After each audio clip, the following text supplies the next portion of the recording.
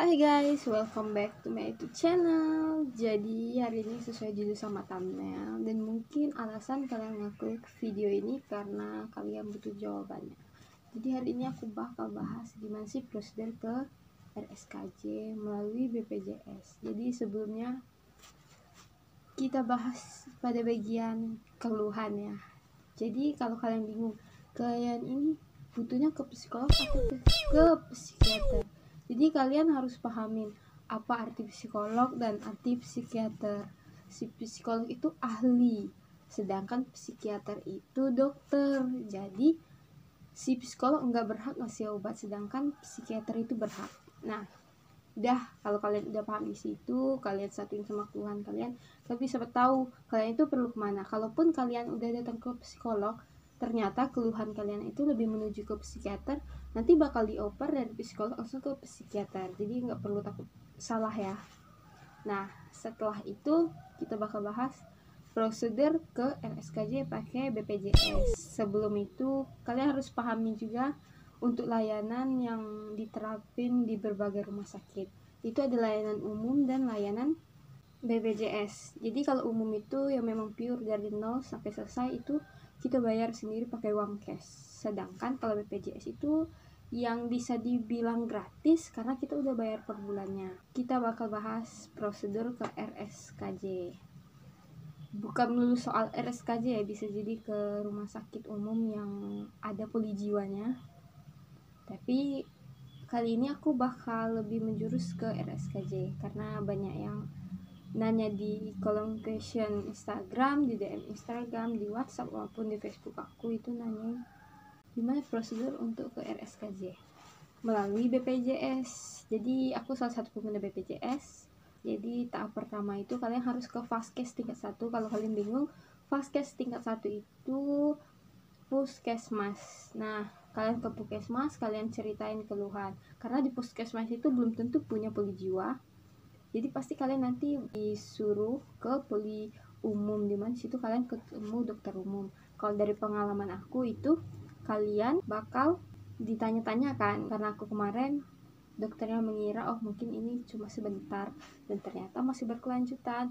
Jadi di pertama kali aku berobat itu mau minta rujukan belum dikasih. 1 minggu setelahnya baru dikasih. Waktu aku datang lagi karena memang itu berkepanjangan, aku datang, aku minta kan surat rujukan ke RS. Yang penting ada poli jiwa. Aku nggak ngomong ke RSKJ, tapi RSKJ itu rekomendasi dari si puskesmas ini tempat aku ngambil rujukan. Jadi awalnya waktu itu poli umum itu kan ada dokter umum, nah ada asistennya. Pasti yang juga ngelewatin tahapan kayak aku mungkin juga ngerasain kayak ditanya sama si asisten dokter itu, kamu ini kurang kuat imannya. Namanya juga temuan ya. Dah skip, terus sudah dapat surat rujukan. Di rujukan itu kan ada tertera, itu kan diagnosis yang didapat dari dokter umum, itu belum valid. Jadi kita lihat di tanggal dan rekomendasi rujukan itu kemana ditujukan. Kebetulan aku ditujukan ke RSKJ, dan itu diambil, kalau untuk rujukan pertama itu diambil tiap Sabtu atau tiap hari Sabtu, karena kalau Sabtu itu para dokter psikiater itu pada kosong di hari Sabtu. Sedangkan kalau Senin sampai Jumat itu mereka ada jadwal rutin orang berobat. Setelah itu sesuai tanggal yang ada di surat rujukan, kalian tinggal pergi. Dan satu yang aku mau ingetin, kemarin waktu aku rujukan jujur aku nggak dikasih tahu, tapi aku udah inisiatif bawa sendiri. Aku bawa fotokopi KK, KTP, akte, sama fotokopi BPJS. Tapi untuk rujukan pertama yang dipakai cuma fotokopi KTP sama BPJS, itu fotokopinya ya. Yang dua tadi nggak dipakai.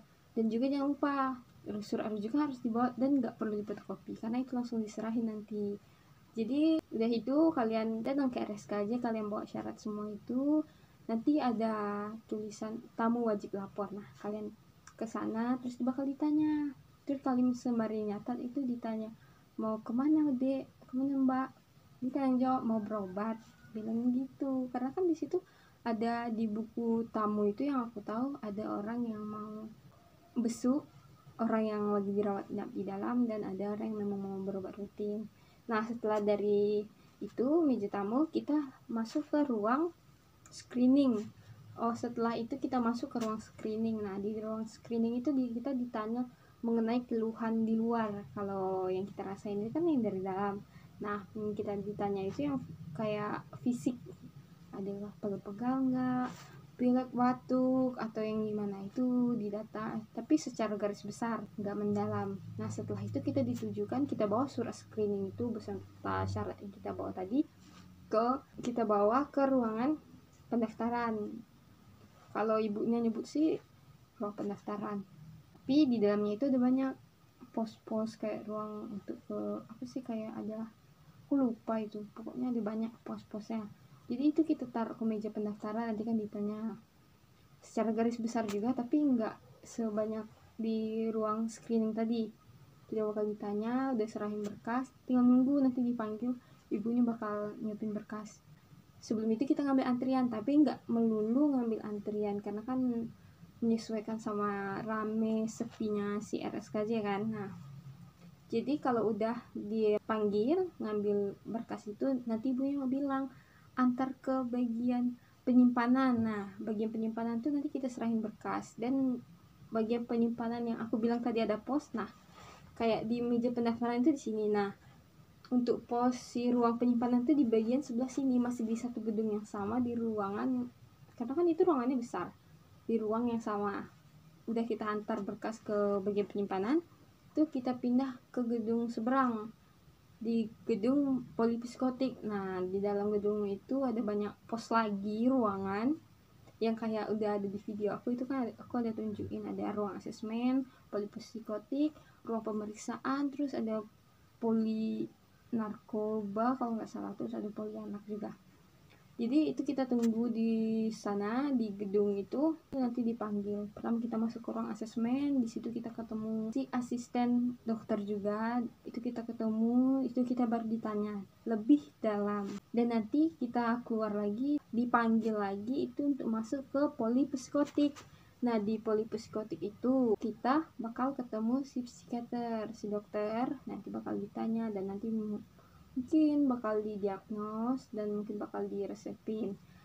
Keluar dari polipsikotik setelah konsultasi sama si psikiater, nanti kita bakal dikasih surat rujukan ulang sama resep obat. Nah, resep obat itu kita antar ke bagian depo farmasi. Bagian depo farmasi itu ibarat kayak di sini polipsikotik, nah di sini depo farmasi. Kalau kalian udah nonton vlog aku pasti kalian tahu. Jadi diantar ke sana, nanti suruh tunggu antrian. Kalau sudah dipanggil namanya, kita tinggal tanda tangan dan kita bisa ngambil obatnya. Nah, yang paling penting itu banyak yang nanya, obatnya itu bayar atau enggak? Jadi tiap obat psikiater itu enggak selalu di cover oleh BPJS. Jadi ada satu kasus di mana ini bukan pasiennya, tapi ini mungkin kerabatnya. Jadi mereka minta kayak obatnya bisa minta untuk 2 bulan gak sih? Terus yang aku dengar, karena kan di bagian asesmen itu kan rame, bukan yang tertutup cuma untuk satu orang ngobrol, itu bukan. Jadi dia ngomong bisa nggak untuk 2 bulan, soalnya kalau untuk bolak-balik, karena mereka di pelosok, katanya di pelosok, dan aku nggak ngerti pelosok di mana, di bagian arah selatan situ. Jadi mereka bilang gitu. Terus dijawab lah sama asisten dokter ini, nggak bisa pak kalau dimintanya 2 bulan, karena si BPJS menanggungnya itu cuma 1 bulan. Dan kebetulan si bapak itu BPJS-nya yang bayaran dari pemerintah gratis, bukan yang dari potong gaji atau pembayar mandiri. Setelah itu terus bapaknya nyentuh ngomong kayak, ya kalau seandainya cuma dikasih 1 bulan, ya udah saya beli aja PC-nya itu. Maaf ya kalau bahasanya campur-campur. Dibilang kan mau beli aja. Terus dari pihak RS nolak. Kalau bapak mau membeli berarti untuk kunjungan minggu depannya nggak ada data kan, kunjungan bulan ke depannya itu nggak ada data kalau dia berobat lagi. Kalau itu menandakan berarti kayak mereka beli obat sendiri, mereka menandakan kalau mereka mampu untuk membeli obat. Jadi kayak BPJS tuh nggak mau ngelayanin hal itu, karena kalau memang bisa beli obat, terus kenapa harus pakai BPJS? Kenapa ya beli aja obatnya? Dan mungkin orang tua berpikiran kayak untuk sekedar obat, oke, dompet masih bisa. But untuk biaya konsul itu, karena biaya konsul itu dari 150, aku nggak tahu RSKJ berapa, tapi standarnya itu 150 sampai 350. Nah, setelah itu kita bakal bahas, oh ya, masalah layanan umum sama BPJS. Kalau di RSKJ jujur nggak ada tuh pembedaan yang golongan umum lebih didahulukan, yang BPJS dinantikan maksudnya di kelak-kelakan. Yang aku rasain jujur, mereka konsisten sesuai antrian, ngantri. Enggak tuh yang umum didahulukan, melondong bisa masuk. Itu semuanya menyesuaikan antrian. Enggak ada tuh yang aku baru datang terus ada yang datang di belakang terus tiba-tiba mereka yang dipanggil dulu. Itu enggak. Abis orang di depan aku baru dia. Jadi sekian penjelasan dari aku. Semoga video kali ini bisa membantu menjawab pertanyaan-pertanyaan kalian. Kalau ada yang mau ditanyakan bisa ke DM Instagram, ke Facebook, ataupun ke WhatsApp aku. Ya udah, see you on next video. Bye bye.